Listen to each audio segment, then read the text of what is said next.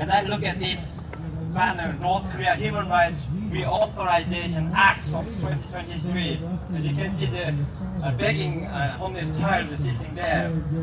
And I testified in this at the United Nations Human Rights.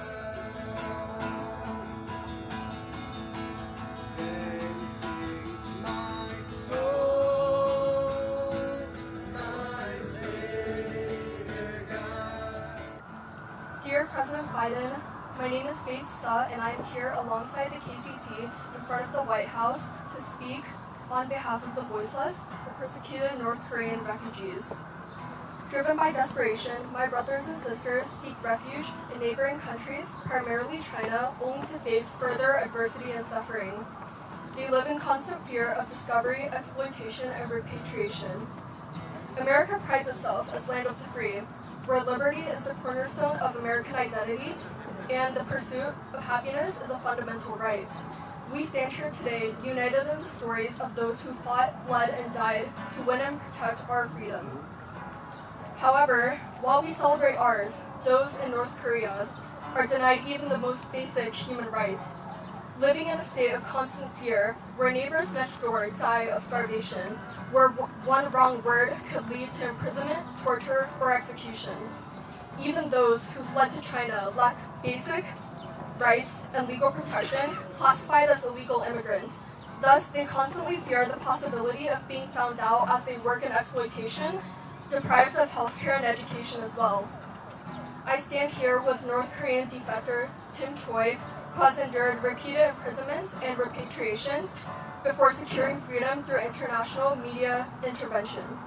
The KCC and I urge the passage of HR 1080, sponsored by my representative, Michelle Steele, in coordinating efforts to aid these refugees. Mr. President, these are my blood-related brothers and sisters. Imagine if they were your family. Wouldn't you fight for their safety and dignity as well? In the spirit of liberty that defines America, let us extend our hands and our hearts to the people of North Korea. Together, we can make a difference. Thank you. Dear President Biden, my name is Corbin Sohn, and I'm here with the KCC to be the voice for freedom for the voiceless persecuted Christians in North Korea, whose government is the #1 persecutor of Christians in the world. They cannot freely assemble or worship in North Korea, and if caught, are sent to prison. These persecuted Christians are my blood-related brothers and sisters, and I'm here to be their voice.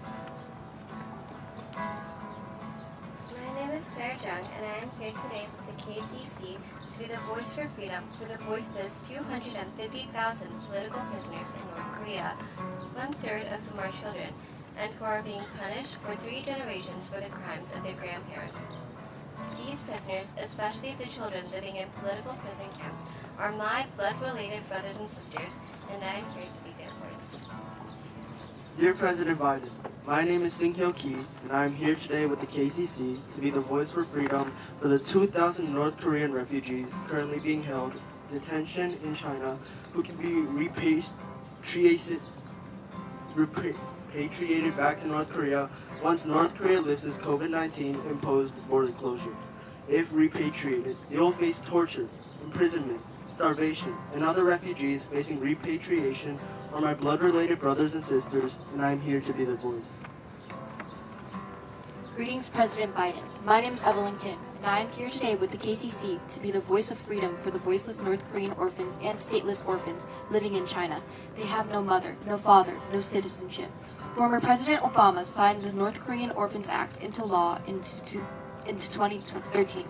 Please compel our State Department to devise a plan so many of these suffering North Korean orphans can enter into this great country and be adopted by many wanting American households. These North Korean and stateless orphans are my blood-related brothers and sisters, and I am here today to be their voice. Dear President Biden, my name is Eloise Kim, and I am here today with KCC to be the voice for freedom in North Korea, for the voiceless North Korean orphans who still roam the streets in search of food and shelter, like Timothy Cho, who is standing next to me, once did. If caught, they are repatriated back to North Korea, where they are imprisoned, tortured, and even murdered. These are my blood-related brothers and sisters, and I am here to be their voice too. Dear President Biden, my name is Anthony Kim, and I'm here today with the KCC to be the voice of the human rights in North Korea. The North Korea Sanction Enforcement Act of 2014, which was signed into a law, directs the president to execute sanctions for any person who knowingly engages to transaction for luxury goods with North Korea. Yet, even today, while the people of North Korea are struggling with famine, with whole families dying or starving, 180 feet luxury yacht was delivered. We ask you to use the authority given to you under this act of sanction anyone involved, so these funds may be used to feed starving people of North Korea. Mr. President, please implement all provision of the North Korea Sanction Act. The starving North Koreans are my blooded related brother and sisters, and I'm here to be their voice too. Dear President Biden, my name is Adriana Lee, and I'm here in front of the White House with the Korean Church Coalition for North Korea Freedom to be a voice for the voiceless. As my peers and I stand at our nation's capital, I want to call on the congressman and senator to join us in advocating for the rights of my brothers and sisters who unfairly suffer under the oppressive regime in North Korea. Today, I'm not just standing here in protest, I'm standing to ask you all to join us in speaking on behalf of my voiceless, blood-related family in North Korea. These people face unimaginable hardships, deprived of the most basic rights that we Americans often take for granted, to the point we forget not everyone has the same freedom. North Korea, according to the Human Rights Watch, ranks top where Christians are persecuted the most. North Korea actively denies its citizens fundamental freedoms such as freedom of speech. Imagine a life without any of those freedoms. I wouldn't even be talking up here right now. Thousands of North Korean refugees in China live in constant fear of being forcibly sent back home, where they would face severe punishment, even death. A prime example being Timothy Cho, a North Korean defector. Timothy became an orphan at 9, wandering China in search of food and shelter. He was twice imprisoned by Chinese authorities and faced repatriation before international attention secured his safety in the United Kingdom. President Biden, these are not just cold statistics and numbers. They are real people, my blood-related brothers and sisters, who deserve our attention because we are the only ones who can take action for them. The North Korean Human Rights Reauthorization Act of 2023, sponsored by Representative Michelle Steele, is a crucial step towards addressing the humanitarian crisis facing North Koreans in China. And there's a saying that goes, the first step to solving the problem is recognizing there is one. Furthermore, I urge you to support HR 1080 and other pending legislations that provide assistance to North Korean refugees.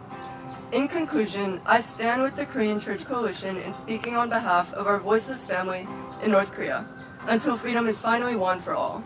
Mr. President, I ask you, if they were your blood-related brothers and sisters, would you leave these legislations pending? Thank you.